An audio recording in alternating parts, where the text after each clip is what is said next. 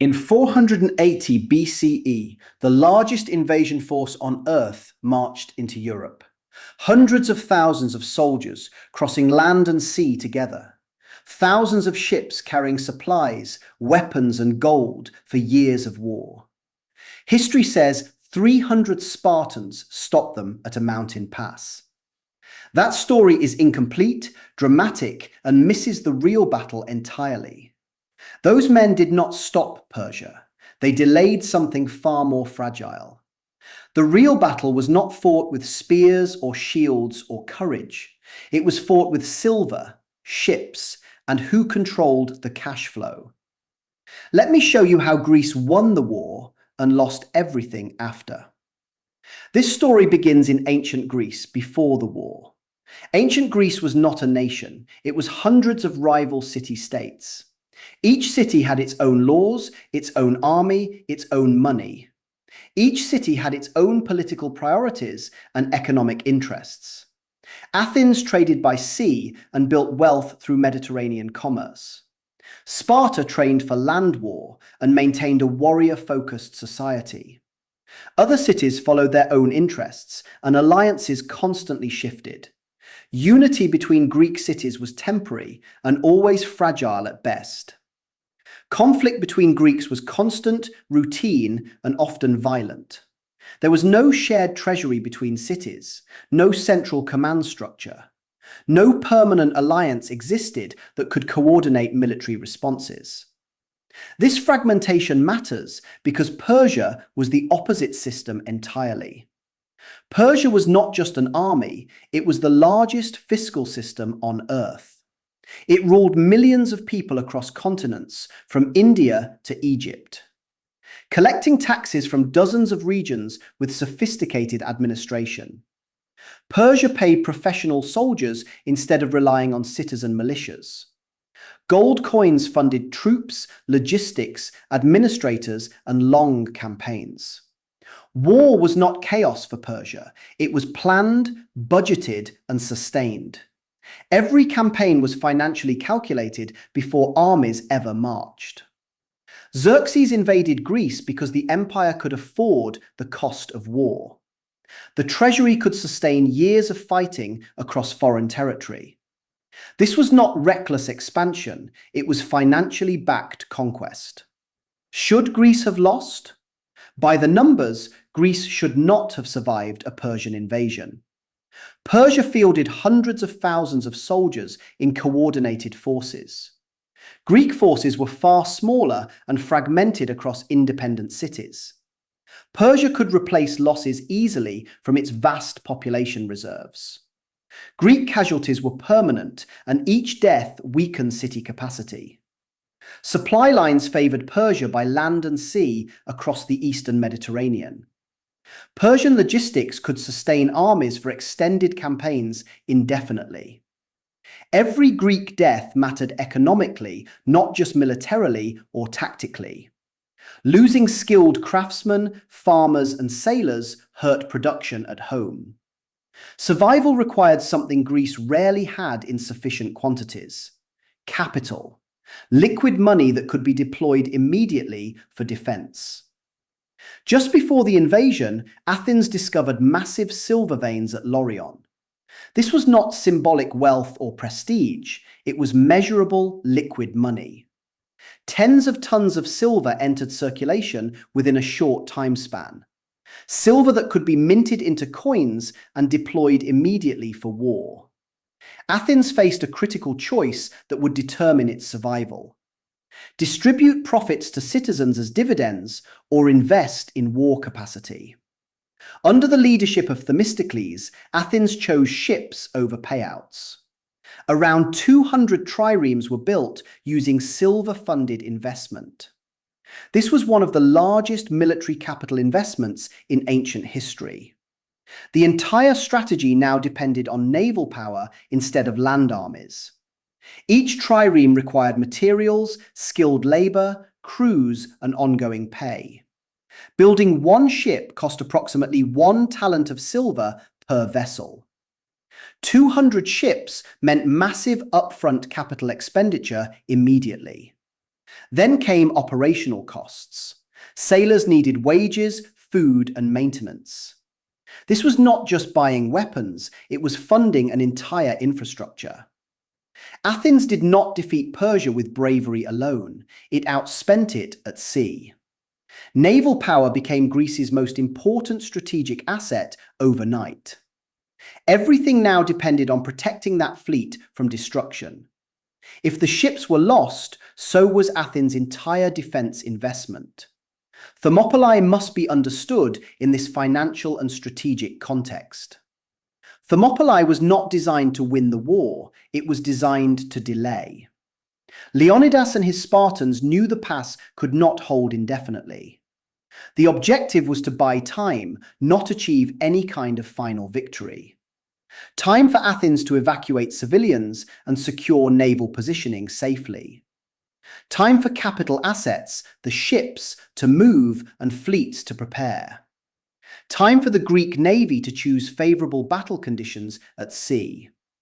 The Spartans traded lives for time in what was fundamentally a financial war. Their sacrifice was tactical, not strategic, but absolutely necessary. The real battle would be decided by ships, not soldiers in a pass. The decisive battle occurred at sea near Salamis, not in mountains.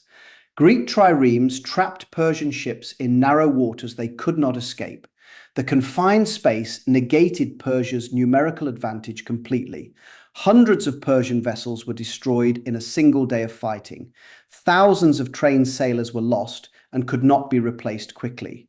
These losses were financially catastrophic for Persia's entire invasion plan. The cost of replacing ships, training crews, and sustaining the campaign suddenly exceeded any potential benefit from conquering Greek territory. The campaign became too expensive to sustain logistically and financially. Persia withdrew not because it was defeated, but because it was broke. The invasion failed because the math no longer worked for the empire. Victory goes on to create a system. Greece survived the invasion, but victory immediately changed the incentives. Fear of Persia remained strong even after the invasion force failed. Athens proposed a permanent defensive alliance to protect against future threats. Member states would contribute ships or money to a shared defense effort. Each city could choose to provide warships or pay cash equivalents. Athens would manage the navy and control enforcement of the alliance. This alliance became known as the Delian League after its meeting place.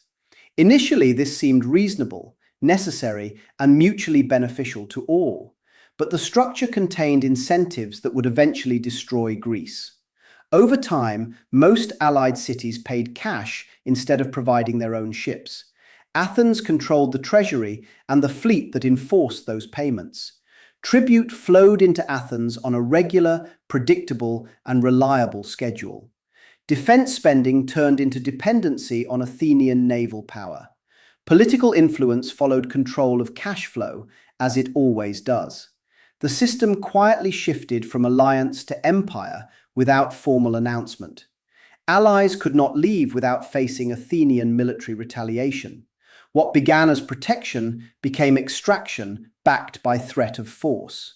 Tribute from allies funded public wages, juries, and expanded political participation. Athenian democracy grew more inclusive, but now it was financed externally. It was financed by imperial revenue from cities outside Athens itself. Citizens voted for spending programs they did not directly fund themselves. Allied cities paid tribute, but had no voice in Athenian decision-making. This imbalance created deep resentment across the entire Greek world. Athens became dependent on tribute to function politically and economically. Reducing tribute meant cutting programs that kept citizens politically satisfied. The system now required constant extraction to survive as designed. Athens moved the League treasury from Delos to Athens itself, physically. Officially, this was for security reasons and protection from enemies. Practically, it ensured complete control over all incoming revenue streams. Funds were used for fleets, salaries, monuments, and new wars of expansion. Tribute became revenue. Revenue became habit. Habit became necessity. The system now required constant extraction to survive year after year. Stopping tribute meant political and fiscal collapse at home immediately.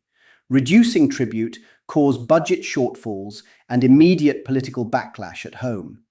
Citizens demanded services and wages they had grown accustomed to receiving. Maintaining tribute required force and naval enforcement against allies. Force created rebellions among allied cities who resented the extraction. Rebellions required more military spending to suppress and control.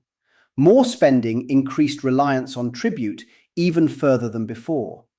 The empire became self-consuming by design, not by accident or error. Each solution to one problem created two new problems requiring more money. Sparta did not defeat Athens with ideas, culture, or superior values. It attacked trade routes and disrupted the cash flows funding Athens. The Peloponnesian War drained Athenian financial reserves year by year.